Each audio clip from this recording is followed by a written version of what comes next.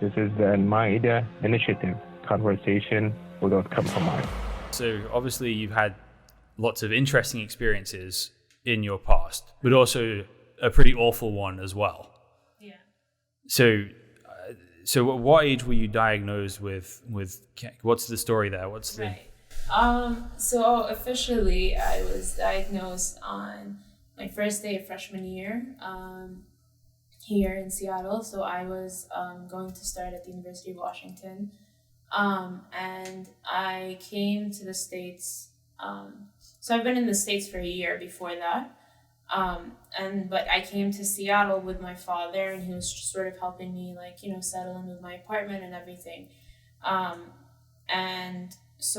I've started experiencing these symptoms. So we're talking 2017. So in May of 2017, I started sort of becoming short of breath. I'm a little struggling to go uphill, things like that. So I went to see a doctor about that. He diagnosed me with asthma. And so I was using an inhaler. And then I went back home for the summer. And around 2 weeks before I left to the States, I started experiencing swelling in my face and my eyes. I was coughing a lot, and the cough didn't seem to be getting better. And it was strange that these symptoms happened, but nobody really I wasn't even very worried about them because what it could be anything, just right. Allergies or a change in weather. And so I actually went to a doctor back home. And when I told him that, I was diagnosed with asthma, he was like, oh, okay, and he just sent me off with medication. He didn't really conduct any exams or anything. So I came here to Seattle with my father, and my face was very swollen, and the swelling wouldn't go down, and I looked very different, and I started to get very upset about it because I just didn't look like myself. Mm-hmm. And so finally, I think 2 days before school, so we're talking September 25th, I went in to a clinic, and she told me to just go to the ER, the University of Washington Medical Center, to just get quicker help. And so I went there, and that's where everything started. I went in, and they sort of, they conducted all of these exams, and I told them about my symptoms, and they just conducted a simple breath test, and they're like, okay, we sense that there's something wrong here. We're just going to conduct an x-ray.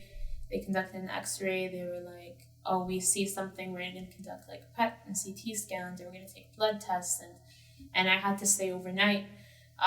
And they sort of told me, I think at that moment, they're like, we're just gonna say it's cancer until it's not, and that was, and I didn't really sort of react with that because I was like, it's probably not. But then I remember I took, they had me undergo a PET or CT scan, and the results were supposed to come out in half an hour. But then an hour later, my dad and I started to get worried, and we tried to go out to look for my nurses, and there was no one. There was no nurse, there was no doctor, there was no one outside.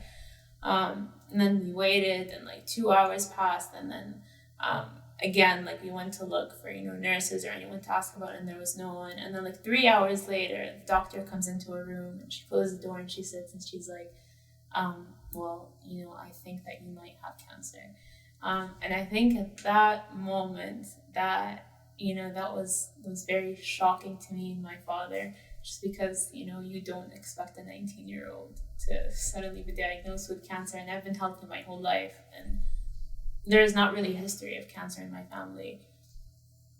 So and then after that, I was discharged, and so I went back home, and I was due to start school the next day. And so I went to school, and I think that I just knew that was my diagnosis.